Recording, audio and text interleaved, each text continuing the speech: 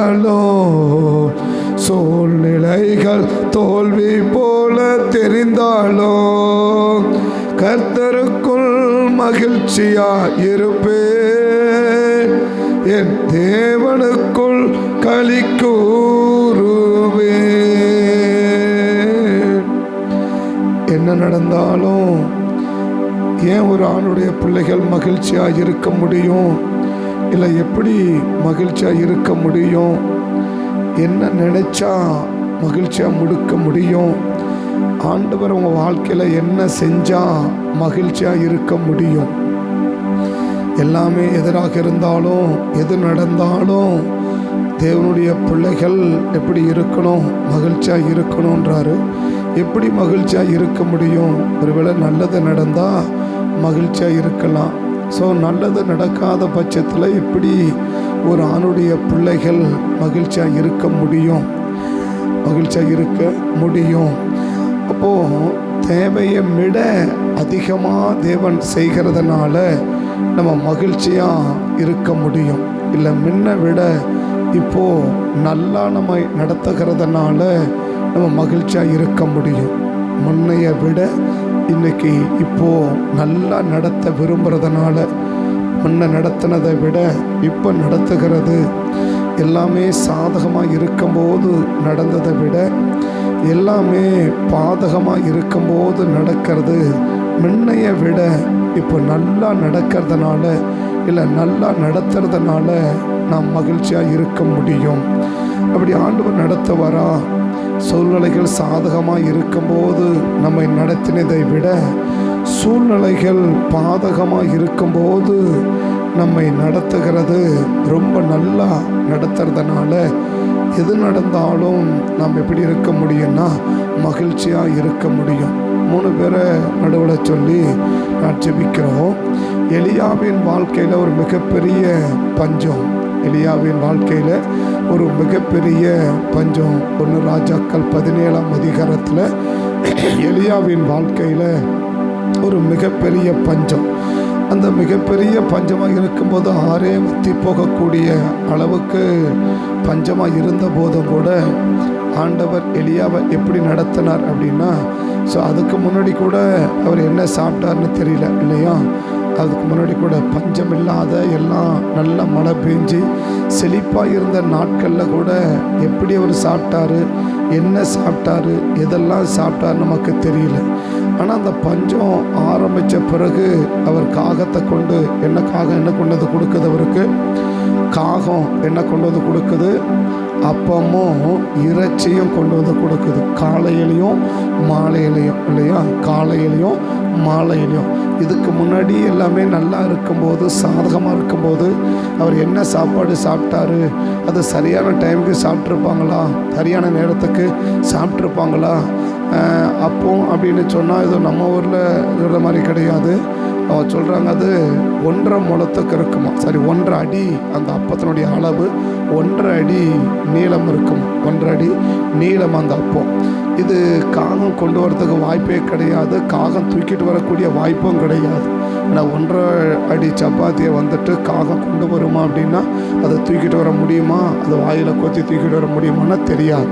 ஆனால் நல்லா இருக்கும்போது எல்லாமே சாதகமாக இருக்கும்போது எலியா என்ன சாப்பிட்டார் அப்படின்னு சொல்லலை, எலியா எப்படி இருந்தார் அப்படின்னு சொல்லலை, எத்தனை நேரம் சாப்பிட்டார் அப்படின்னு சொல்லலை.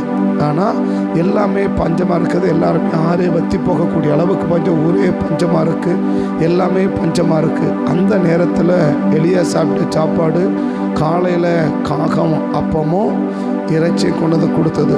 திரும்பவும் நைட்டு 10 மணிக்கு கொண்டு வந்து கொடுக்கல. எவ்வளோ நேரத்துக்கு கொடுக்குது?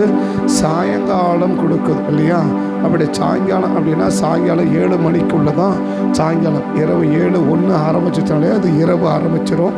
அப்படின்னா 7 மணிக்கு எந்த வீட்டில் இன்றைக்கி சாப்பாடு கொடுக்குறாங்கன்னா தெரியல. 7 மணிக்கு எந்த வீட்டில் இன்றைக்கி சாப்பாடு ரெடியாக இருக்குது, நீங்கள் என்ன பண்ணுங்கள், அது என்ன சாப்பாடு? நான்வெஜ்ஜோட சாப்பாடு ரெடியாக இருக்குது, சாப்பிடுங்க அப்படின்னு எந்த வீட்லேயும் கொடுக்கறதில்ல. நம்ம வீட்லேயும் கொடுக்கறதில்ல, எந்த வீட்லேயும் கொடுக்கறதில்ல. 7 மணிக்கு அவங்க 9 மணிக்கு அடுப்பு பற்ற வச்சாலே பெரிய விஷயமா இருக்குது. அந்த மாதிரி இருக்கும்போது ஸோ 7 மணிக்கெல்லாம் என்ன கிடைக்குது? 7 மணிக்கெல்லாம் என்ன கிடைக்குது? அப்பமும் இறைச்சியும் கிடைக்குது. அப்படின்னா முன்ன இருந்ததை விட இப்போ எளியாவை தேவன் எப்படி நடத்தினாருன்னா நல்ல நடத்துகிறார். முன்னைய விட இப்போ நல்ல நடத்துகிறார். அது முடிச்ச உடனே சாரிபாத்து வீட்டுக்கு போகிறாரு. ஸோ எல்லாமே பஞ்சம், அவளும் சாக போகிற கண்டிஷன். ஆனால் அங்கே எப்படி நடத்துகிறாருன்னா, ஸோ ஒரு விசேஷம் விருந்தாளி வரும்போது ஒரு நல்ல பராமரிப்பு ஆண்டவர் சொன்னார். அவனை பராமரிக்கணும்னு சொன்னார். சாப்பாடு கொடுன்னு சொல்லலை. நான் ஒரு ஆளை அனுப்புவேன், அவரை என்ன செய்யணும்? அவனை நீ பராமரிக்க வேண்டும். அப்படி தான் ஆண்டவர் சொல்லி அனுப்புகிறார். பராமரிக்கிறதுனா அவனுக்கு எந்த நேரத்துக்கு என்ன வேணுமோ அதை கொடுப்பது தான் பராமரிப்பு. எந்த நேரத்துக்கு என்ன வேணுமோ அதை கொடுக்கறது தான் பராமரிப்பு. இப்போ ஆண்டவர் எலியாவுக்கு சாப்பாடு கொடுங்கன்னு சொல்லலை. ஆண்டவர் எலியாவை கொடுத்து ஏதோ ஒன்று கொடுத்து அனுப்புப்பான் அப்படின்னு சொல்லலை. ஏதோ வீட்டில் இருக்கிறத கொடுமா அப்படின்னு சொல்லலை. அவனை என்ன செய்யணும்? பராமரிக்கணும்னு சொல்கிறார். பராமரிக்கணும்னா எந்த நேரத்துக்கு என்ன தேவையோ அவன் கேட்காமலேயே அவனுக்கு நீ என்ன செய்யணும்? நீ கொண்டு கொடுக்கணும். இப்போ காகம் எப்படி கொடுத்துச்சு? அவன் கேட்கல. அவன் என்ன செய்யலை? கேட்கல. அப்படின்னா காலையில் சாப்பிட்டது சாயங்காலம் வரைக்கும் பசி எடுக்காத அளவுக்கான சாப்பாடு. காலையில் சாப்பிட்டது என்ன செய்யலை? திரும்ப பசி அவருக்கு எடுக்காத அளவுக்கான சாப்பாடை தான் கர்த்தர் காகத்தை கொண்டு கொடுத்தார். அதனால தான் காலையிலையும் சாயங்காலமும். ஏன்னா அதுக்கு மேலே அவரால் என்ன செய்ய முடியாது. மத்தியானம் கொண்டு கொடுத்தாலும் அவரால் சாப்பிட முடியாத அளவுக்கு நல்லா இருக்கும்போது எப்படி சாப்பிட்டா தெரியாது. ஆனால் இந்த நேரத்தில் ஆண்டவர் போஷித்தது ரொம்ப நல்லா. அவர் என்ன செஞ்சார்னா ஆண்டவர் போஷித்தார். எங்கே தான் அங்கே போனோன்னு அங்கே சொல்கிறார், அங்கே என்ன சொல்கிறார் அப்படின்னு சொன்னால் அங்கேயும் சொல்கிறார், நீ அவனை பராமரிக்கணும். அவன் கேட்காமலேயே அவனுக்கு தேவையானதை நீ என்ன செஞ்சிடணும்? அவனுக்கு நீ கொடுக்கணும். அவன் கேட்க மாட்டான், எனக்கு டீ கொண்டு வா, சாப்பாடு கொண்டு வா, டிஃபன் கொண்டு வான்னு கேட்க மாட்டான். அவன் கேட்காமலேயே அவனுக்கு என்ன செய்யணும்? அவனுக்கு தேவையானதை நீ கொண்டு கொடுத்துடணும். அதுதான் பராமரிப்பு. இதை முடிச்சுட்டு போனாக்க தூதன் இல்லையா? இதை முடிச்சுட்டு போனால் தூதன் இல்லையா? தூதன் எப்படி கொண்டு வரான்? காலையிலையும் சாயங்காலமும். அவனை என்ன கொண்டு வரான்? காலையிலையும் சாயங்காலமும் இல்லையா? 19ஆம் அதிகாரத்தில் காலையிலையும் சாயங்காலமும் தூதன் என்ன கொண்டு வரான்? 1:19 தூதன் என்ன கொண்டு போகிறான்? 19ஆம் அதிகாரத்தில் பார்க்கிற போது அடையும் தண்ணியும். அப்படின்னா இப்போ என்ன இருக்குது? அப்போ அவன் தலம் இருக்கிற இடத்துல உடனே சொல்கிற பாருங்களுங்க, எலியாவே நீ எழுந்து புசி, நீ படுத்து கொண்டான். வந்து தட்டி எழுப்பி பண்ணும் பிரயாணம் வெகு தூரண்டான். இப்போ எல்லாருமே பஞ்சமாக இருந்தாலும் எலியாவை கர்த்தர் எப்படி நடத்தார்னா அவருக்கு தேவையானதை எல்லாம் கொடுத்து என்ன செய்கிறார்? நடத்துகிறார். இப்போ அப்பமும் தண்ணியும் கொண்டு வந்து என்ன செய்கிறார்?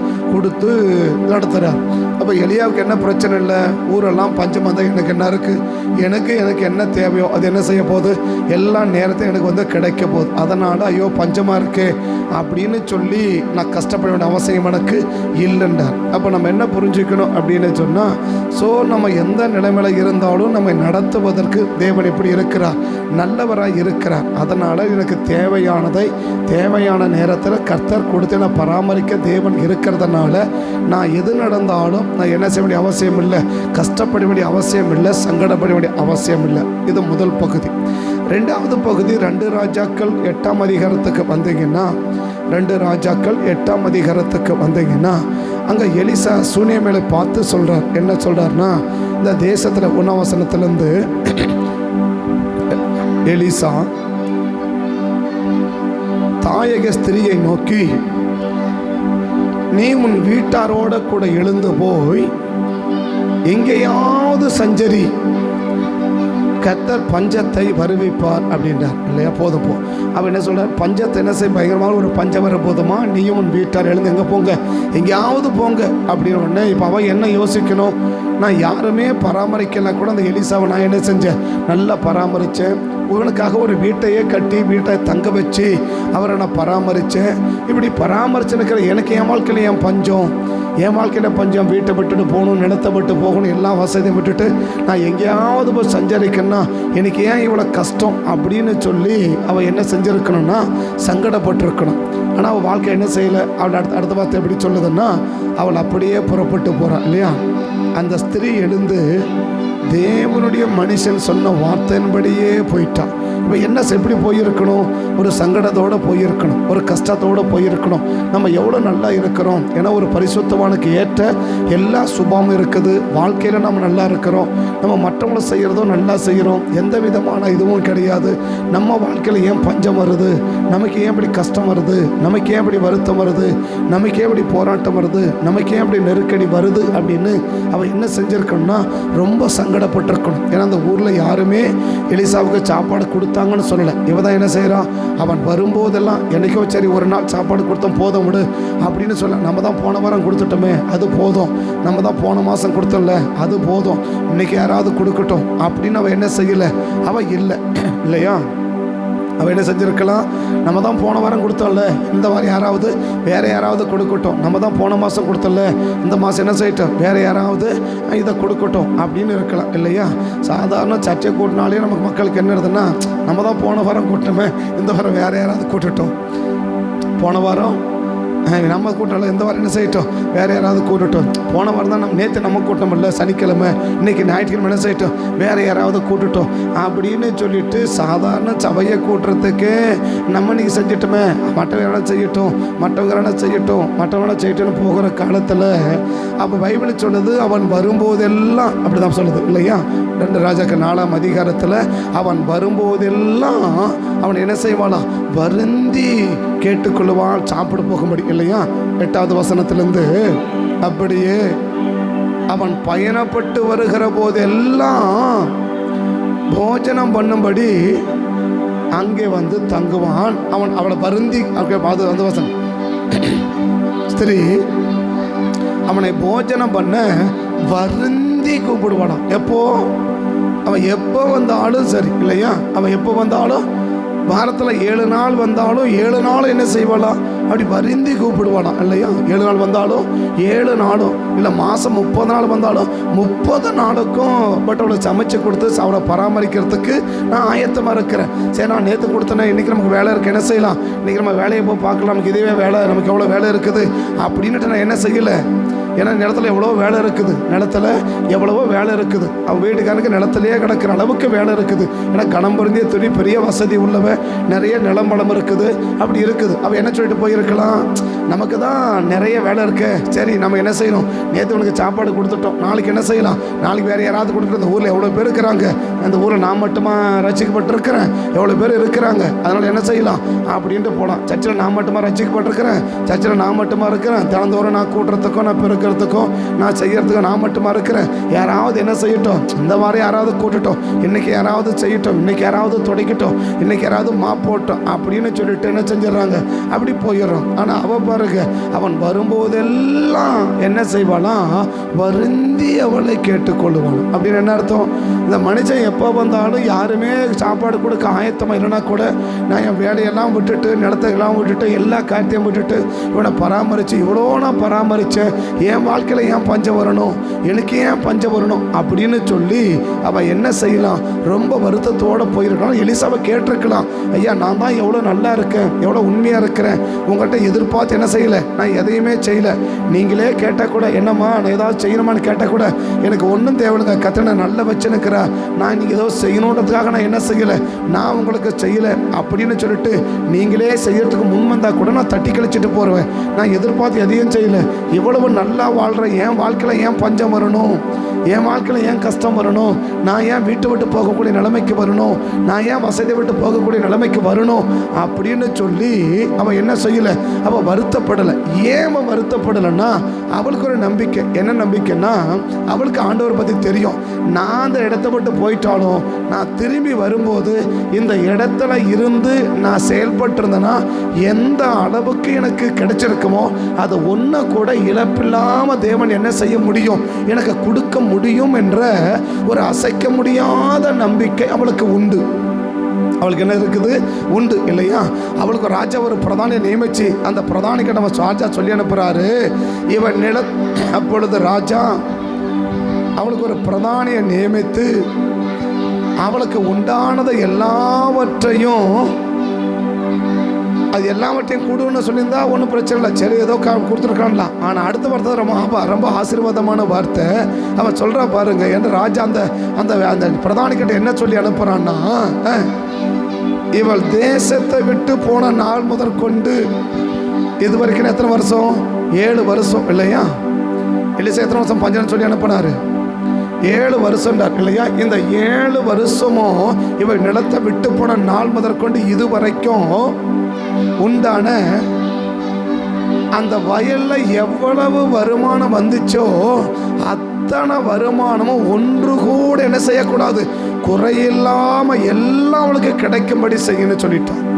இப்போ ஏன் பஞ்சம் வந்த உடனே ஒன்றும் பேச சந்தோஷமா வெளியில் போனோடனே போயிட்டு இருக்கிறா அப்படின்னா, அவளுக்கு தெரியும் என்ன, நான் உழைச்சிட்டு நான் நல்லா இருக்கும்போது இங்கே இருந்து நான் எவ்வளவு உழைச்சி நானோ என் புருஷனுக்கு பையனுக்கு உடம்பு சரியில்லை கூட என்ன செய்ய முடியாது, கூட்டிகிட்டு வந்து ஹாஸ்பிட்டலில் பார்க்க முடியாத அளவுக்கு அவர் கடினமாக வேலை செய்வார்.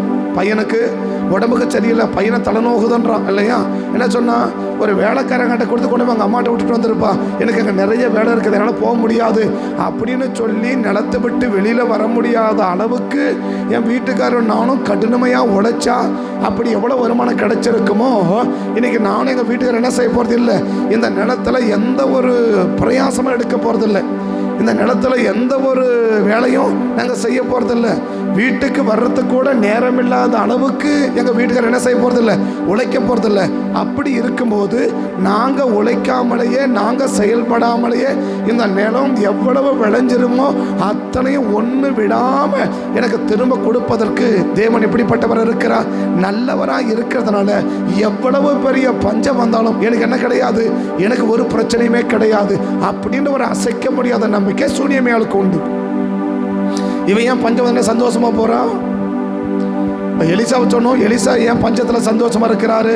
யார் வீட்டில் சாப்பாடு இருந்தா என்ன, இல்லாட்டி என்ன, எனக்கு என்ன வரப்போகுது, யாருமே இல்லைனா கூட காக்கா கொண்டு என்ன செய்ய போகுது, அப்பமும் இறைச்சியும் கொடுக்க போகுது. எப்படி காலையில் சாப்பிட்டா சாயங்காலம் வரைக்கும் பசி எடுக்காத அளவுக்கு எனக்கு என்ன கிடைக்க போகுது, அப்பமும் சாயங்காலம் கிடைக்க போகுது. அதனால் எனக்கு பிரச்சனை கிடையாது. நைட்டு சாப்பிட்டா எனக்கு விடியற் காலம் வரைக்கும் எனக்கு பசி எடுக்காத அளவுக்கு என்ன உண்டாகுது, சாப்பாடு கிடைக்க போகுது இல்லையா? நிறைய வீட்டில் சாப்பாடு நைட்டு சாப்பிட்டா பாதி வரைக்கும் பசி எடுத்துக்கும். நிறைய வீட்டில் நைட்டு சாப்பிட்டு படுத்தா 3 மணிக்கு 2 மணிக்கு என்ன ஆகிடுது, பசி எடுத்துக்குது. அந்த மாதிரி சாப்பாடு நிறைய வீட்டில். ஆனால் எளியவங்க என்ன சாப்பாடு, காக்கா கொண்டு சாப்பாடு கொடுத்தா கூட நைட்டு சாப்பிட்டா சாயங்காலமே சாப்பிட்டாரு, சாயங்காலம் சாப்பிட்டா காலையில் வரைக்கும் என்ன இருக்கலை, பசி எடுக்கலை, காலையில் சாப்பிட்டா சாயங்காலம் வரைக்கும் என்ன எடுக்கலை, பசி எடுக்கலை. அந்த அளவுக்கு சாப்பாடு கிடைக்குது, நான் ஏன் கஷ்டப்பட்டு கிடக்கணும் அப்படின்னு சந்தோஷமாக போயிட்டே இருக்கிறார். எங்கே பஞ்சம் வந்து எனக்கு என்ன நடத்துறது, தேவன் இப்படி இருக்கிறாரு, நல்லவராக இருக்கிறார். முதல்ல.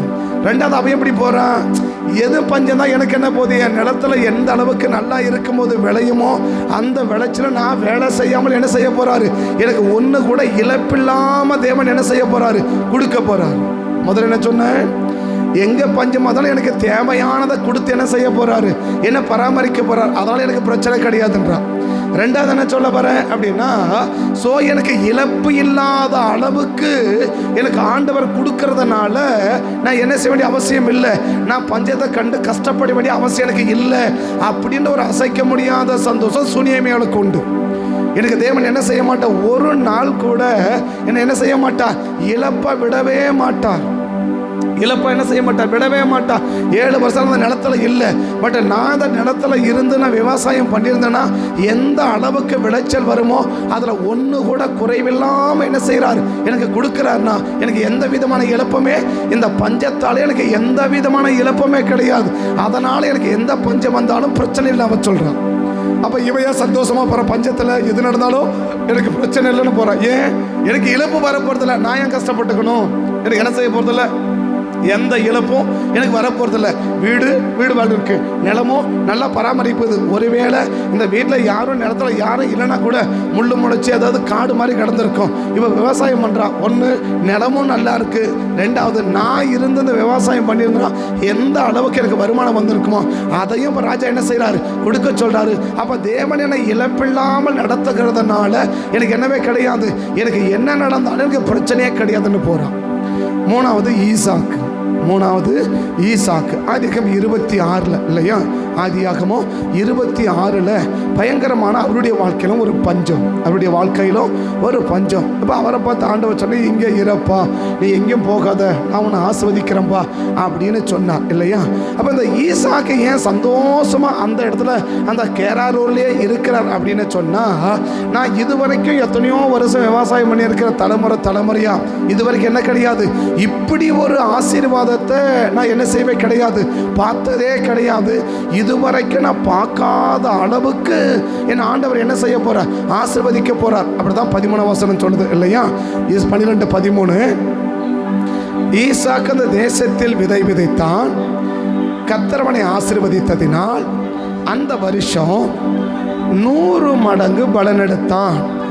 அவன் ஐஸ்வர்யவனாகி பஞ்சத்தில் பஞ்சம் முளைக்கிறதுக்கு வேற எங்கேயாமா போடாமான்னு யோசிச்ச ஆளு இப்போ யாரா மாறுறாரு, ஐஸ்வர்யவானா மாறி வர வர வர விருத்தடைந்து கொண்டே போறான். நமக்கு எல்லாருக்கும் எல்லாம் தெரிஞ்ச பழக்கப்பட்டோம். இப்போ ஈசாக்கு ஏன் அந்த பஞ்சமான தேசத்தில் 2 பசங்க இருக்கிறாங்க, வாழ முடியாது, நம்ம எங்கேயாவது கிளம்பி போயிடலாம் அப்படின்னு சொல்லிட்டு கிளம்புற நேரத்தில் இங்கே இருப்பான்னா சந்தோஷமாக ஏன் இருக்க முடியுதுன்னா, ஸோ இதுவரைக்கும் பார்க்காத ஒரு ஆசீர்வாதத்தை ஆண்டவர் என்ன செய்ய போகிறார், எனக்கு தர போகிறார். நல்லா இருக்கும்போது நான் பார்த்த ஆசீர்வாதத்தை விட நல்ல செழிப்பாக இருக்கும்போது, நல்ல நேரங்களுக்கு மழை பெஞ்சு, பட்டத்துக்கு மழை பெஞ்சு, காலத்தில் மழை பெஞ்சு நல்ல செழிப்பாக இருந்த காலத்தில் நான் விவசாயம் பண்ணி நான் அனுபவித்த அந்த விளைச்சலை விட வாழவே வழியில்லாத இந்த நேரத்தில் கர்த்தரை ஆசீர்வதிக்கிறது, இதுவரைக்கும் நான் பார்க்காத ஒரு ஆசீர்வாதத்தை ஆண்டவர் எனக்கு தரப்போகிறதுனால, இது வரைக்கும் இத்தனை வயசு ஆயிடுச்சு எனக்கு இல்லையா, இத்தனை வயசில் என் வளர்ச்சியை கண்டு யாரும் என்ன செய்யலை, யாரும் பொறாமப்படலை. பைபிள் அடுத்த வசனம் சொல்லுது, பெலிஸ்தியர் கண்டவன் மேல் என்ன செஞ்சாங்க, பொறாமை கொண்டு. பெலிஸ்தியர் அவன் மேல் பொறாமைக்கு, இது வரைக்கும் இத்தனை வருஷம் எங்கள் அப்பா வாழ்ந்தாரு, எங்கள் அப்பா காலத்தில் யாரும் என்ன செய்யலை, பொறாமப்படக்கூடிய அளவுக்கு இல்லை. நானும் இத்தனை வருஷம் இருக்கிறேன், என்னை பார்த்து இது வரைக்கும் என்னடா இவ்வளோ வளர்ந்துட்டானே, இவ்வளோ நல்லா இருக்கிறானே அப்படின்னு பொறாமப்படக்கூடிய அளவுக்கு இல்லை. அப்படின்னா இதுவரைக்கும் இல்லாத ஒரு ஆசீர்வாதத்தை தேவன் என்ன செய்ய போறார், இந்த பஞ்சமான காலத்தில் தான் எனக்கு கொடுக்க போறாருன்னு நான் நினைக்கும் போது, பஞ்சமாக இருந்தா என்ன, எது கிடந்தா என்ன, நான் ஏன் கஷ்டப்படணும், நான் ஏன் கஷ்டப்படணும், ஏன் கஷ்டப்பட மாட்டீங்க? இதுவரைக்கும் பார்க்காத ஆசீர்வாதத்தை இப்போ தான் நான் பார்க்க போகிறேன், இனிமே தான் நான் பார்க்க போகிறேன். அதனால் எனக்கு பஞ்சத்தை பற்றி எனக்கு கவலையே கிடையாது. எது நடந்தால் எனக்கு என்ன, எங்கே என்ன சமைச்சா எனக்கு என்ன, எனக்கு ஒரு பிரச்சனை இல்லை. இதுவரைக்கும் பார்க்காத ஒரு ஆசீர்வாதத்தை நான் என்ன செய்ய போகிறேன், நான் பார்க்க போகிறேன். அதனால் எனக்கு என்ன கிடையாது, எதை கொடுத்தும் எனக்கு கவலை இல்லை. அத்திமரம் துளிர் விடாமல் போனாலும், திராட்சை செடி பலன் கொடாமல் போனாலும், கர்த்தருக்குள் மகிழ்ச்சியாயிருப்பே, என் தேவனுக்குள் களி கூறுமே. நான் கர்த்தருக்குள் மகிழ்ச்சியாயிருப்பே, என் தேவனுக்குள் களி கூறுவே. எல்லாமே எதிராக இருந்தாலும், சூழ்நிலைகள் தோல்வி போல தெரிஞ்சாலும், எல்லாமே எதிராக இருந்தாலும், சூழ்நிலைகள் தோல்வி போல தெரிஞ்சாலும், நான் கர்த்தருக்குள் மகிழ்ச்சியாயிருப்பே, என் தேவனுக்குள் களி கூறுவே. எது நடந்தாலும் நான் இப்படி தான் இருப்பேன், நான் சந்தோஷமாக தான் இருப்பேன். ஏன் அப்படின்னா, எனக்கு தேவையானது ஒன்றுமே குறைய போகிறதில்ல, அதனால் நான் சந்தோஷமாக இருக்கிறேன். ரெண்டாவது சொல்கிறாரு, நான் ஏன் கஷ்டமாக இருக்க மாட்டேன். ஸோ நான் நல்லா இருக்கும்போது தேவன் எப்படி இருக்கிறோ அதே போல் எந்த ஒரு இழப்புமே எனக்கு ஏற்படாத அளவுக்கு தேவனே நடத்த போகிறார். அப்போ நான் ஏன் கஷ்டப்பட்டுக்கணும் அப்படின்னு. மூணாவது நாள் சொன்னால், இதுவரைக்கும் பார்க்காத ஆசீர்வாதத்தை இனிதான் நான் பார்க்க போகிறேன், அப்போ நான் ஏன் கஷ்டப்பட்டுக்கணும் அப்படின்னு மூணாவது ஆள் சொல்ல முடியும். அந்த 3 பேருடைய வாழ்க்கையிலுமே பயங்கரமான பஞ்சம். இந்த பஞ்சம் வந்தபோது ஒரு ஆள் கூட என்ன செய்யவே இல்லை, சங்கடப்படவே இல்லை, கஷ்டப்படவே இல்லை. ஏன்னா ஒரு ஆளுக்கு தேவையானதெல்லாம் கொடுக்குறாரு, ஒரு ஆளுக்கு இழப்பில்லாமல் நடத்துகிறாரு, ஒரு ஆளுக்கு இதுவரைக்கும் பார்க்காததை இப்போதான் பார்க்க போகிறாரு. அதனால் இந்த 3 பேருமே என்னவா இல்லைன்னா கஷ்டமாக இல்லை. அப்போ நானும் எங்கள் வாழ்க்கையில் எது நடந்தாலும் நான் சந்தோஷமாக இருக்குன்னா எனக்கு தேவையானதெல்லாம் கொடுக்க போகிறாரு. ரெண்டாவது பார்க்குறோம், இழப்பில்லாமல் நடத்த போகிறாரு. இதுவரைக்கும் பார்க்காத ஆசீர்வாதங்களை இனிமேல் தான் என்ன செய்ய போகிறேன், நான் பார்க்க போகிறேன். அதனால் எது நடந்தாலும் என்ன செய்ய வேண்டிய அவசியம் இல்லை, நான் கவலைப்பட வேண்டிய அவசியம் இல்லை. எந்த பஞ்சம் வந்தாலும் நான் அசைய வேண்டிய அவசியம் இல்லைன்னு சொல்கிறாரு. அப்போ நமக்கு ஒரு கேள்வி வரணும், இதே போல தான் நாங்களும் பலவிதமான பஞ்சத்தை சந்திக்கிறோம். ஆனால் எங்கள் வாழ்க்கையில் ஏன் இப்படி நடத்தலை? எங்களுக்கும் பலவிதமான போராட்டங்கள் இருக்குது, நெருக்கடி வருது. ஆனால் இப்போ நீங்கள் சொன்னீங்க, இப்போது எலியாவின் வாழ்க்கையில் தேவையானது சரியான நேரத்துக்கு என்ன தேவையோ டைமுக்கு வந்து சேருது, டைமில் வந்து கிடைக்குது, தேவையான அளவுக்கு அவனுக்கு கிடைக்குது, பிரச்சனையே கிடையாது, ஃப்ரீயாக இருக்கிறார், எந்த கஷ்டமும் கிடையாது. சூனியமாய் வாழ்க்கையில் பார்க்குறோம், எங்கே போனாலும் பிரச்சனை கிடையாது, இழப்பு வர போகிறதில்ல அப்படின்னு இருக்கிறார். இதுவரைக்கும் பார்க்காத ஆஸ்வாதம் இனிதானே என்ன செய்ய போகிறேன், நான் பார்க்க போகிறேன்னா. அந்த எங்கள் வாழ்க்கையில் ஏகப்பட்ட இழப்புகள் ஏற்படுது, ஏகப்பட்ட நஷ்டங்கள் ஏற்படுது. என்ன காரணம்? அப்போ எங்களையும் ஆண்டவர் இப்படி நடத்த வேண்டுமானால் எப்படி?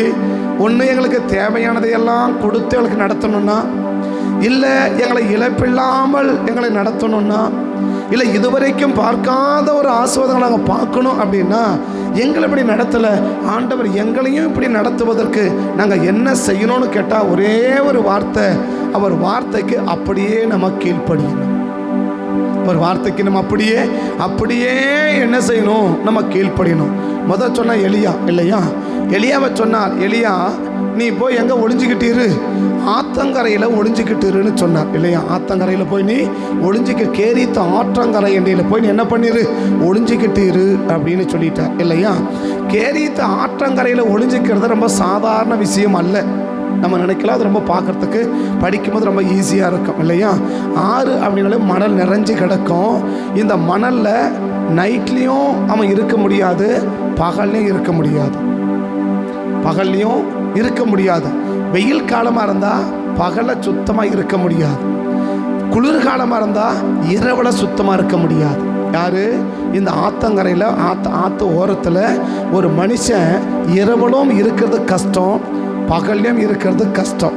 இரவலையும் இருக்கிறது கஷ்டம், பகல்லையும் இருக்கிறது கஷ்டம். வெயில் காலம் வந்தால் பகலில் சுத்தமாக இருக்க முடியாது. 16 மதியில் சொல்கிறார் இல்லையா, நீ போய் கேரித் ஆற்றங்கரண்டையில் இவ்விடத்தை விட்டு கீழ் திசை நோக்கி போய் இருக்கிற கேரித் ஆற்றங்கரையிலே ஒளிந்து கொண்டிருன்றார் இல்லையா. ஒளிந்துனா வெளியே நீ வரவே கூடாது, வெளியே வரவே கூடாது இல்லையா. அதான் ஒளிஞ்சு இருக்கிறது அர்த்தம். உன் தலை வெளியே காட்டவே நீ கூடாது, எங்கே வேணாலும் வெளியே வரவே, உன் முகத்தை ஒருத்தரும் பார்க்கக்கூடாது, நீ தலையை காட்டவே கூடாது அப்படின்றார். எப்படிங்க தலை காட்ட முடியும்? வெயில் காலமாக இருந்தால் பகல் நேரத்தில் அந்த மணலை அடிக்கிற சூடில் ஒரு மனுஷன் வெளியே இருக்கவே, தலை உள்ளே இருக்கவே முடியாது. எப்படி தலை காட்டாமல் இருக்க முடியும்? குளிர்காலமாக இருந்தால், மழை காலமாக இருந்துச்சுன்னா, அந்த குளிர்காலமாக இருந்துச்சுனாக்க என்ன இருக்காது, அப்படி இருக்காது இல்லையா. சரி, இப்போ நைட்லேயே அவர் சொன்னார், மழையும் கிடையாது பனியும் கிடையாதுன்னுட்டார். மழையும் கிடையாது பனியும் கிடையாது. மழையும் பனியும் இல்லைன்னா அந்த காலம் என்ன காலம்தான்? வெயில் காலம்தான் இல்லையா. மழையும் இல்லை பனியும் இல்லை, அந்த காலம் என்ன காலம்தான்? வெயில் காலம்தான் இல்லையா. இந்த வெயில் காலத்தில் எப்படி இந்த மணலை உட்கார்ந்துன்னுக்கிறது? இருக்க முடியாத இடத்துல ஆண்டவர் இருக்க சொன்னா அவரால் என்ன செய்ய முடியும்? இருக்க முடியும். கர்த்தர் ஏன் சும்மா தேவையானதைகளை தேவையான இடத்துல கொடுத்து அனுப்புறான், சும்மா கொடுத்து அனுப்பல. தேவன் குறைவில்லாமல் என்ன நடத்துறாருன்னா எப்படி நடத்தல? சும்மா நடத்தல. கர்த்தர் ஏன் குறைவோட நடத்துறாரு? இருக்க வேண்டிய இடத்துல இருக்க சொன்னாலே நம்மளால இருக்க முடியலன்னா, இருக்க முடியாத இடத்துல ஒரு மனிதனை இருக்க சொன்னா எப்படி இருப்பான்? இருக்க முடியாத ஆற்றங்கரையில் இல்லையா, ஒரு மரத்துக்கு கீழே தங்கி இருக்கணும். ஆற்றுல எதெல்லாம் கிடக்கலாம்? பாம்பு வரலாம், பள்ளி வரலாம், தேளு வரலாம், பூரா வரலாம், எதை வேணாலும் வரலாம், எந்த விஷப்பூச்சி வேணாலும் வரலாம், எது வேணாலும் அங்கே வரமாடலாம். அப்படின்னா அவனுக்கு என்ன கிடையாது? அவன் நைட்லையும் தூங்க முடியாது, பகல்லையும் தூங்க முடியாது. அந்த மாதிரி இருக்கவே முடியாத இடத்துல எலியாவை இருக்க சொன்னா எலியாவில் என்ன செய்ய முடியும்? இருக்க முடியும். இருக்கவே முடியாத இடம் அங்கே இருக்கிறது சாத்தியமே கிடையாது. அங்க இருக்கிறதுக்கு வாய்ப்பே கிடையாது. இருக்க முடியாத இடத்துலயே எலியா நீ இங்க தான் இருக்கணும்னு சொன்னா எலியாவால் என்ன செய்ய முடியும்? இருக்க முடியும். பட் இருக்க வேண்டிய இடத்திலே இன்னைக்கு நம்மளால இருக்க முடியல. நம்ம என்ன செய்யறோம்? இன்னும் கொஞ்சம் வசதியா இருந்தா நல்லா இருக்குமே, இன்னும் கொஞ்சம் வசதியா இருந்தா நல்லா இருக்குமே. இருக்கிற வசதி போதாது, இன்னும் நமக்கு என்ன இருக்கணும்? இன்னும் கொஞ்சம் வசதி வேணும், இன்னும் கொஞ்சம் வசதி வேணும், இன்னும் கொஞ்சம் வசதி நம்ம கூட்டிக்கணும், இன்னும் நம்ம வசதியை பெருக்கிக்கணும் அப்படின்னு சொல்லி இருக்கிறது போதாதுன்னு இருக்கிற வசதியோட இன்னும் வசதியில பெருக்கி கொண்டு வாழ்கிற இந்த காலத்துல, இருக்கிற வசதியில நம்மளால கம்ஃபர்டபுளா என்ன செய்ய முடியல, வாழ முடியாத இந்த காலத்துல இன்னும் எனக்கு வசதி வேணும், இன்னும் எனக்கு ஆடம்பரம் வேணும் அப்படின்னு வாழ்ற காலத்துல இருக்கவே முடியாத ஒரு இடத்துல ஒரு மனுஷனை இருக்க சொன்னா அவனால என்ன செய்ய முடியும்? இருக்க முடியும்.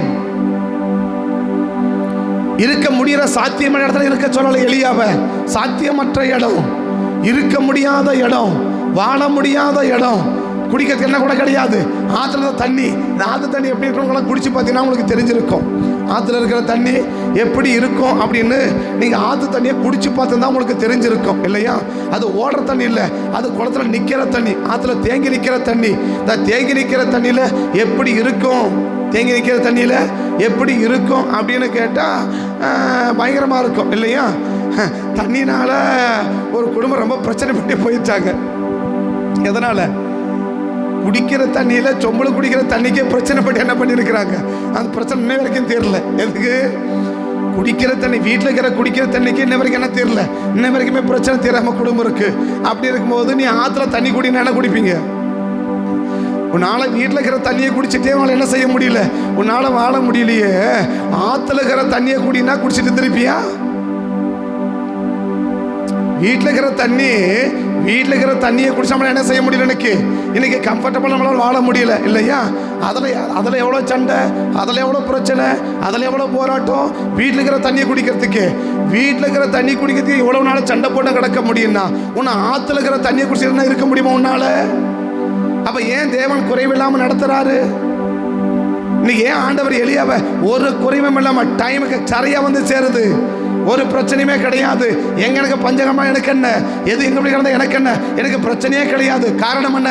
எனக்கு என்ன தேவையோ என் தேவன் என்ன செய்ய போறார்? என்னை குறைவில்லாம நடத்த போறார். அப்ப எங்களை ஏன் குறைவோடு நடத்துறாரு? அவர் இருக்க முடியாத இடத்துல இருக்க சொன்னாலே இருக்க முடியும்னா உன்னால இருக்க முடியக்கூடிய இடத்துல இருக்க முடியலையே. இருக்க முடியாத இடத்துல இருக்க சொன்னாலே அவரால் இருக்கிறதுக்கு முடியுதுன்னா, இருக்க முடியாத இடத்துல இருக்க சொல்லும் போது அந்த எலியாவால் என்ன செய்ய முடியுது? இருக்க முடியுதுன்னா அப்புறம் ஏன் அவரை நடத்த மாட்டாரு? அடுத்து இங்கிருந்து எங்க போக சொல்றாரு? இங்கிருந்து தீரு சீதோனுக்கு போன்றார் இல்லையா? இப்போ எங்கிருந்து போனி? நீ எழுந்து சாரி பார்த்து போன்னு சொல்றாரு இல்லையா? இதை நீங்க மேப்பில் பார்த்தீங்கன்னா மேலேருந்து கீழே வர சொல்றாரு. இது நீங்கள் மேப்பில் பின்னாடி பார்த்தீங்கன்னா அப்போ பார்க்க வேண்டாம், நீங்கள் வீட்டில் போய் பாருங்க. அவர் தீர்வுலேருந்து எங்கே போகணும்? இப்போ அவர் கீழே வரணும். அவர் தீரி சிதோன் கீழே கிடக்கு, அங்கே வரணும். இப்போ அவர் எத்தனை நாள் பயணப்பட்டிருப்பாரு? தேசம் எனக்கு என்ன என்னுடைய கணிப்புப்படி அவர் இரவில் தான் பயணம் பண்ணியிருக்கணும். ஏன்? பகலில் ஆக போன கொல்ல தேடுறான், பகலில் ஆக போன கொல்ல தேடுறான். அப்போ என்ன செய்ய முடியாது? யாருமே நடமாட்டம் இல்லாத நேரத்தில் தான் இவர் என்ன செஞ்சு வரணும்? பயணப்பட்டு வரணும். ஏன்னா இவர் யாரும் என்ன செஞ்சிடக்கூடாது, இவரை யாரும் பார்த்துடக்கூடாது, இவரை யாருமே கண்டுக்க கூடாது. தான் எலியா இங்கே இருக்கிறார். ஏன்னா பைபிள் சொல்லுது, ஊரில் அத்தனை ஊருக்கு அத்தனை தேசத்துக்கு ஆள் அனுப்பி இந்த எலியாவை தேட சொன்னான். யாரு? ஆகாப். அப்படின்னா எல்லாருக்கும் யாரை பற்றி தெரியும்? ஆகாப் எலியாவை கொல்றதுக்கு தேடுறான்னு எல்லாருக்குமே தெரியும். தேசம் அத்தனை பேருக்கு தெரியும். அப்படியே எப்போ பயணம் பண்ணியிருக்கணும்? இரவோட இரவா, ஆள் நடமாட்டமே இல்லாத நேரத்தில் பயணப்பட்டு வந்திருக்கணும். இரவோட பண்ணிக்கணும் 10 மணிக்கு மேலே 4 மணிக்குள்ள இப்படி மட்டும் தான் பயணப்பட்டு வந்திருக்கணும். இவ்வளவு தூரத்தில் பயணப்பட்டு வந்து எங்கே போ? சாரிபத்தோட வீட்டுக்கு போ, அங்கே பராமரிக்க எடுக்கணும். நல்லா இருக்கிற இடத்துல சோறு போட ஆள் இல்லை. ஒரு விதவில் என்ன கிடைக்கும்? ஆனால் போறார். ஏன் போறார்? கர்த்தர் சொன்னா நான் போறேன், அவ்வளோதான். கர்த்தர் சொன்னார் நான் போறேன். இன்னைக்கு எவ்வளவு பேரு கர்த்தர் சொன்னான்னு தெரிஞ்சாக்க அப்படியே செய்ய முடியும்? இன்னைக்கு கர்த்தர் செய்ய சொல்றாருன்னு தெரிஞ்சு இன்னைக்கு எத்தனை பேர் அப்படியே செய்ய முடியும்? அடுத்து போறாரு, சூரசரிக்கிறா எலியாவே, இங்க உனக்கு என்ன வேலை? வெளியே வானா வெளியே வர்றாரு, இங்கே இருன்னா இங்க இருக்கிறாரு, போனா போறாரு, வெளியே வானா வெளியே வர்றாரு. அப்படின்னா இப்போ எலியாவுக்கு என்ன இருக்கு? ஆண்டவர் எனக்கு என்ன சொன்னாலும் எனக்கு என்னவே கிடையாது, மறுப்பே கிடையாது. இருக்க முடியாத எடுக்க சொன்னாலே என்னால் இருக்க முடியும். இருக்கக்கூடிய இடத்துல இருக்க சொன்னாலே என்னால் இருக்க முடியும். ஆக மொத்தம் என்ன, அவர் சொன்னா எங்க வேணாலும் என்னால் இருக்க முடியும் அப்படின்னு எளியா சொல்ல முடியும். இன்னைக்கு நம்ம சொல்ல முடியுமா? அப்ப ஏன் நீங்க குறைபாடு நடத்துறாரு? அவர் ஒன்று சொன்னா நான் ஒன்று செய்கிறேன், அவர் ஒன்று சொன்னா நான் ஒன்று செய்கிறேன், அவர் ஒன்று சொன்னா நான் ஒன்று செய்கிறேன். அப்போ அப்படி ஒன்று சொன்னா நான் ஒன்று செய்கிறேன். அவர் சொல்ற மாதிரி என்னால் செய்ய முடியாதுன்ற ஒரு நபரை எந்த காலத்திலும் குறைவில்லாமல் கத்த நடத்த வாய்ப்பே கிடையாது. ஏன்னா குறைவில்லாமல் நடத்தணும்னு தான் ஒரு காரியத்தை உனக்கு சொல்றாரு. பட் நான் அதை செய்ய மாட்டேன்னு குறைபாடு தான் வாழ்ந்தாலும் ஒரு வழியே கிடையாது. ரெண்டாவது யாரு? சூனிய மேல சொன்ன இல்லையா? ரெண்டாவது யாரு? சூனிய மேல சொன்ன. இப்ப சூனிய மேலுக்கு எலிசா சொல்லும் போது பஞ்சம் ஆரம்பிக்கல. என்ன சொல்றாரு? சூனியமேலுக்கு பஞ்சம் அவள் சொல்லும் போது பஞ்சம் என்ன செய்யல? ஆரம்பிக்கல இல்லையா? 8ஆம் அதிகாரத்துல என்ன ஆரம்பிக்கல? பஞ்சம் ஆரம்பிக்கல இல்லையா? பஞ்சம் என்ன செய்யல? ஆரம்பிக்கல. வாசிக்கலாம் 8:1.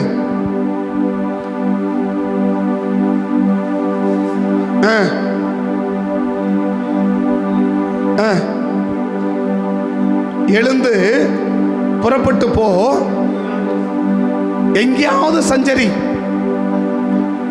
பஞ்சம் வந்துருச்சுன்னு சொல்லல, பஞ்சத்தை வருவிப்பார் என்றார் இல்லையா? அப்ப இப்ப எப்படி இருக்குது? எல்லாமே நல்லா இருக்கு, எல்லாமே நல்லா இருக்கு. ஒரு ஆளுக்கு நல்லா இல்லாத இடத்துல போய் இருன்னா இருக்க முடியுது. ஒரு ஆளுக்கு நல்லா இருக்கிற இடத்த விட்டுட்டு போனா போக முடியுது. ஒரு ஆளுக்கு என்ன சொன்னாரு? நல்லா இல்லாத இடத்துல போய் இருப்பான்னா இருக்க முடியுது. ஒரு ஆளுக்கு நல்லா இருக்கிற இடத்த விட்டுட்டு நல்லா இல்லாத இடத்துக்கு போனா, எங்கேயாவது போ அப்படின்னா எங்க போறது? அப்ப போறான்னு எப்படி இருக்கும்? எல்லாமே பஞ்சம் அப்படின்னா எங்க போறது? நானு எந்த தேசத்துக்கு போறது? எந்த ஊருக்கு போறது? அப்ப என்ன பார்த்துருக்கணும்? அப்ப இப்ப நான் நல்லா இருக்கிறேன். இப்ப நல்லா இருக்கிற இடத்த விட்டுட்டு எங்கேயாவது போ அப்படின்னா அவளால் என்ன செய்ய முடியுது? அந்த தேவ மனுஷன் சொன்ன வார்த்தையின்படியே அவளால் போக முடியுது. நல்லா இல்லாத இடத்துக்கு போனாலும் போக முடியுது, நல்லா இருக்கிற இடத்த விட்டுட்டு போனாலும் போக முடியுது. இங்க வாழவே முடியாது, இங்க தானே நீ வாழனாலும் வாழ முடியுது. அப்ப அவங்க 3 பேருமே யாரு? ஈசாக்கு யாரு?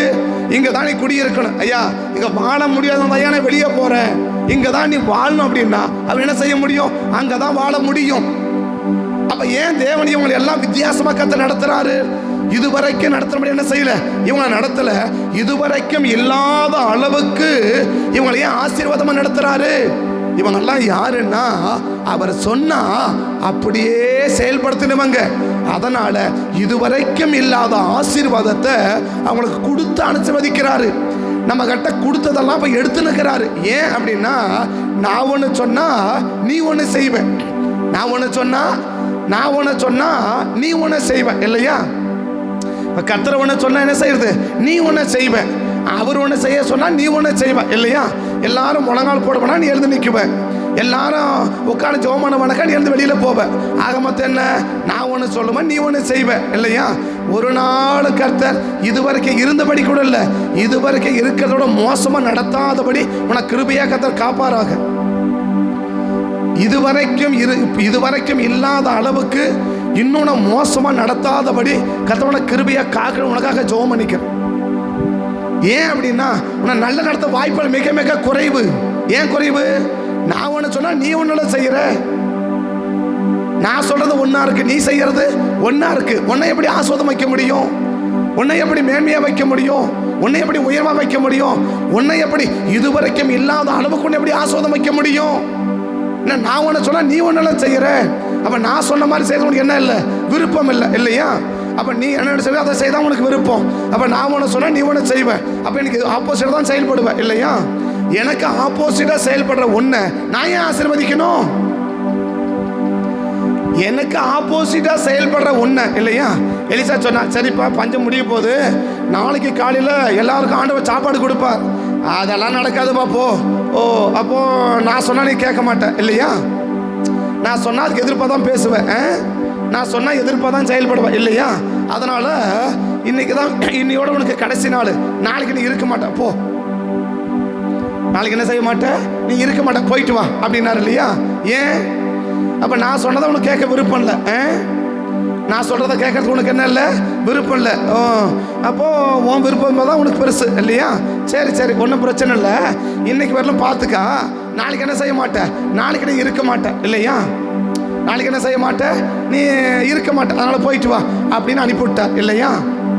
நாளைக்கு என்ன செய்ய மாட்டேன், நாளைக்கு நீங்கள் இருக்க மாட்டேன், போயிட்டு வான்னு அனுப்பிவிட்டார் இல்லையா? 7ஆம் அதிகாரமா 2 ராஜாக்கள் 7ஆம் அதிகாரத்துலையா சொன்னார் இல்லையா? எலிசா சொல்றார் என்னது, நாளைக்கு இந்த நேரத்தில் ஒருபடி கோதுமாவு இவ்வளோ காசுக்கு, ஒருபடி வார் கோதுமாவு இவ்வளோ காசு. மேலே இருக்கிற 7 கடைசி 6 கடைசி 7 ஃபஸ்ட்டா 6 கடைசி வந்து இதோ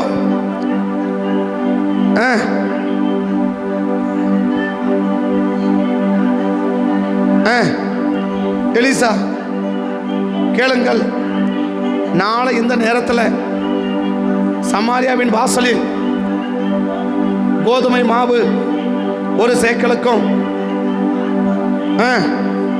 விற்கப்படும் இல்லையா? என்ன சொல்லியிருக்கணும், அப்படியா, ஓகேயா, கத்த ஆஸ்வதிப்பார், சரியா அப்படின்ட்டு போயிருக்கணும் இல்லையா? ஆனால் தலைவர் ரொம்ப கொஞ்சம் வித்தியாசமானவர். என்னது, நீ சொல்கிற மாதிரிலாம் கேட்கறதுக்கு எங்களால் முடியாது. அடுத்த வார்த்தை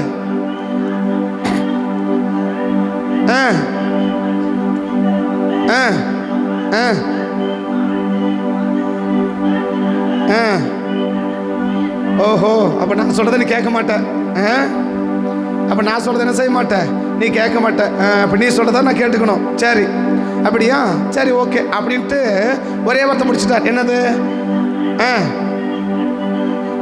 காணுப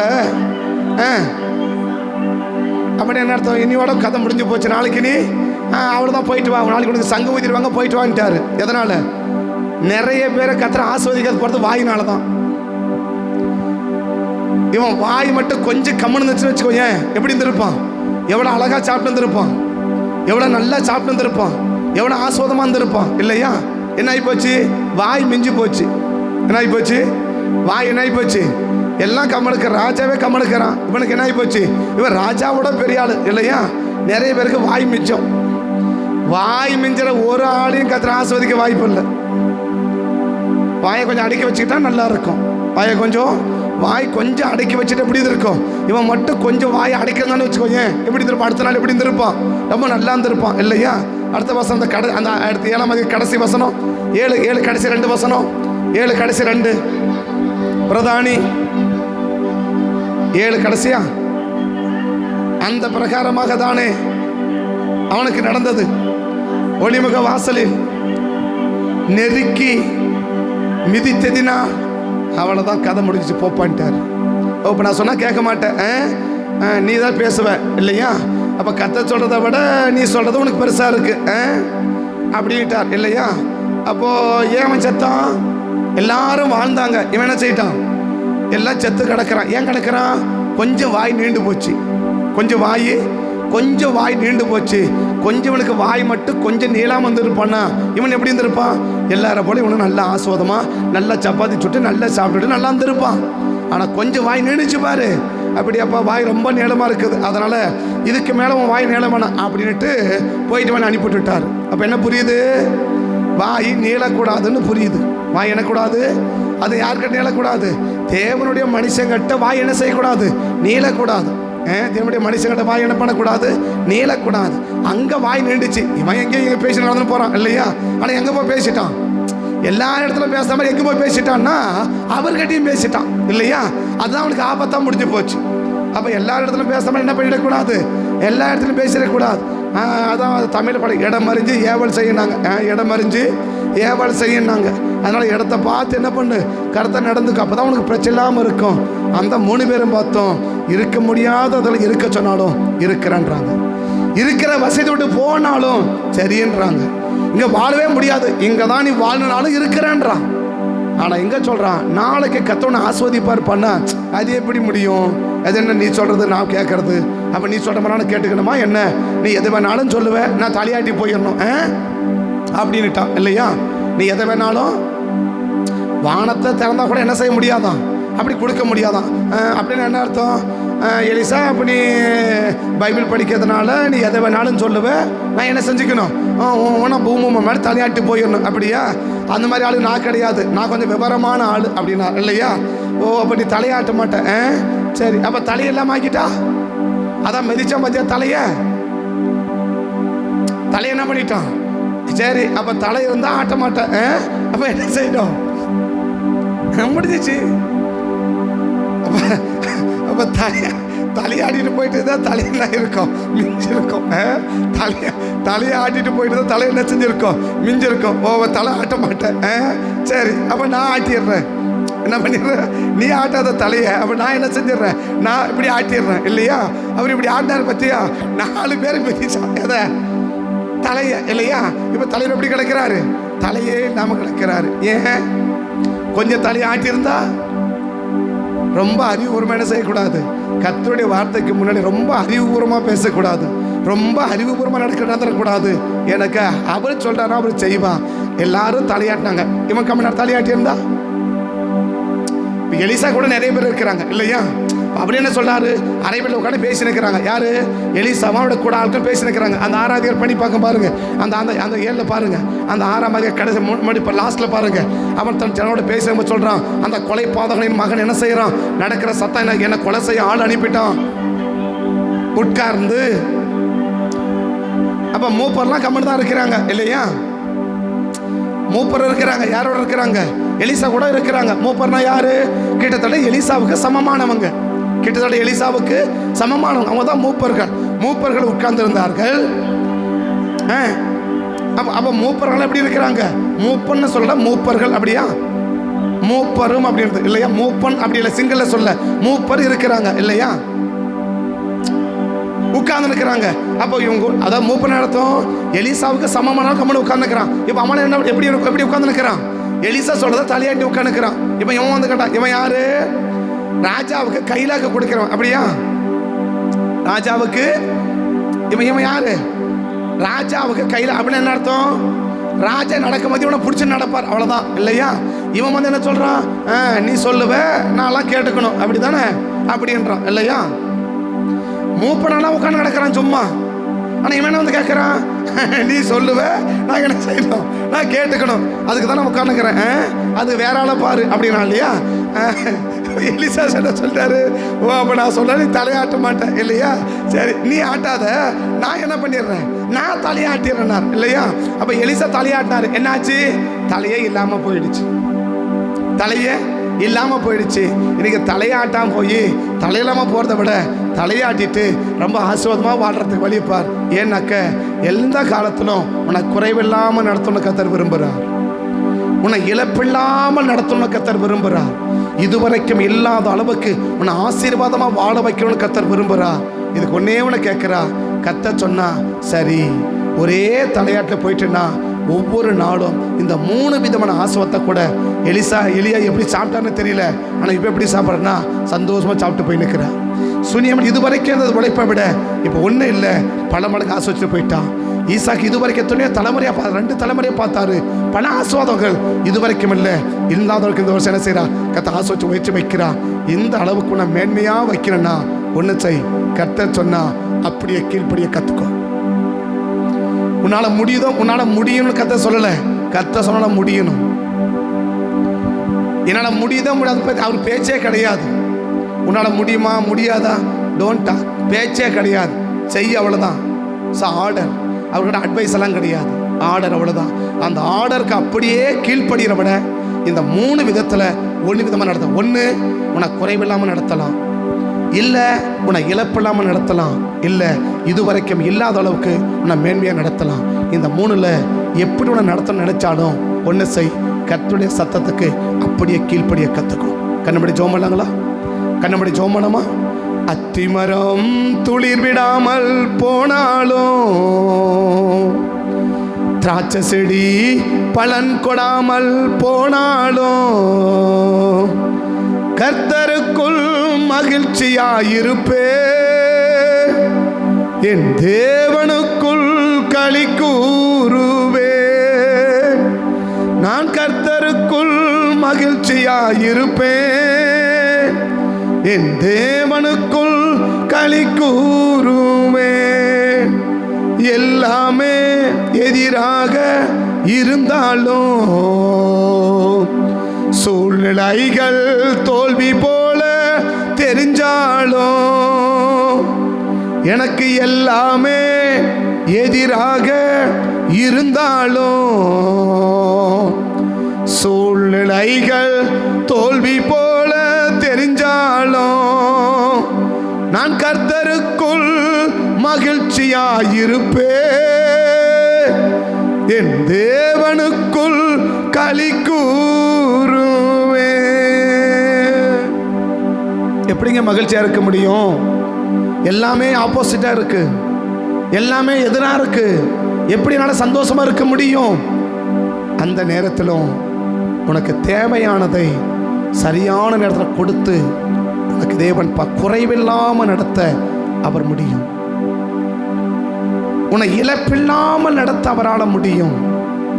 இதுவரைக்கும் பார்க்காத அளவுக்கு உன்னை உயரத்தில் வச்சு ஆசீர்வதிக்க அவரால் முடியும். அதனால ஒன்னே ஒன்று செய். அவர் என்ன சொன்னாலும் எஸ் எஸ். ரொம்ப அறிவுபூர்வமான செயல்படுறேன்னு நினைச்சு ஒருத்தன் நோன்னு சொன்னான், ஒண்ணுமே இல்லாம போயிட்டான். அவர் சொல்றார், அப்ப நான் சொன்னா எனக்கு ஆப்போசிட் தான் நான் செயல்படுவேன், எனக்கு ஆதரவா நிக்க மாட்டேன் இல்லையா? எனக்கு ஆதரவா நீ வர மாட்ட, எனக்கு ஆப்போசிட் தான் நீ இருப்ப இல்லையா? அப்ப எனக்கு ஆப்போசிட்டா இருக்கிற உன்னையா நான் ஆசீர்வதிக்கணும்? எனக்கு எதிராக செயல்படுற உன்னையா நான் ஆசீர்வதிக்கணும்? அவர் சத்தத்துக்கு எதிர்பார்த்த ஒரு மனுஷனையும் ஆண்டவர் ஆசீர்வதிச்சதா சரித்திரமே கிடையாது. ஆனால் கர்த்தருடைய சத்தத்துக்கு தலையாட்டி கீழ்ப்படிஞ்ச அத்தனை நபரும் ஒரு நபரை கூட ஆசீர்வதிக்க விட்டதா சரித்திரமே கிடையாது. இன்னைக்கு சரின்னு சொல்லி ஆசீர்வாதத்தோடு வாழ போறோமா? முடியாதுன்னு சொல்லி ஆசீர்வாதமே இல்லாமல் வாழ போறோமா? நம்ம தான் முடிவெடுக்கணும். எது நடந்தாலும் இந்த மூணின் படி நம்ம நடத்த தேவன் ஆயத்தம், நடத்த ஆயத்தம், நடத்த தேவன் ஆயத்தமா இருக்கிறார். அதை செய்யணும்னா ஒரே வார்த்தை எஸ். என்ன ஆண்டவர் என்ன சொன்னாலும் சரி ஆண்டவரே, அவ்வளவுதான். சரி ஆண்டவரே, அவ்வளவுதான். மறுப்புக்கு எங்க இடமே இல்லை ஆண்டவரே, நீங்க சொன்னா சரி ஆண்டவரே. பரிசுத்த பிதாவே, தக்காலங்களை அர்ப்பணிக்கிறோம். ஒருவேளை கடந்த நாட்கள் ஏதாகிலும் ஒரு காரியத்துக்கு நீங்க எங்களுக்கு சொல்லி அதுக்கு மறுத்து இருந்தா தயவை எங்களை மன்னிங்கப்பா. அதுதான் எங்க ஆசீர்வாத குறைவுகள், அதுதான் எங்க ஆசீர்வாத இழப்புன்னா இனி அப்படிப்பட்ட ஒரு செயல்பாட்டுக்கு நாங்கள் விட மாட்டோம். நீங்க என்ன சொன்னாலும் ஒன்று எங்களை குறைவாக நடத்துறதுக்கு சொல்றீங்க, இல்லை இழப்பில்லாமல் நடத்த சொல்றீங்க, இல்லை இதுவரைக்கும் இல்லாத அளவுக்கு ஆஸ்வதிக்க சொல்றீங்க. அதனால நீங்க என்ன சொன்னாலும் நாங்கள் செய்வதற்கு ஐ ஆம் ரெடி.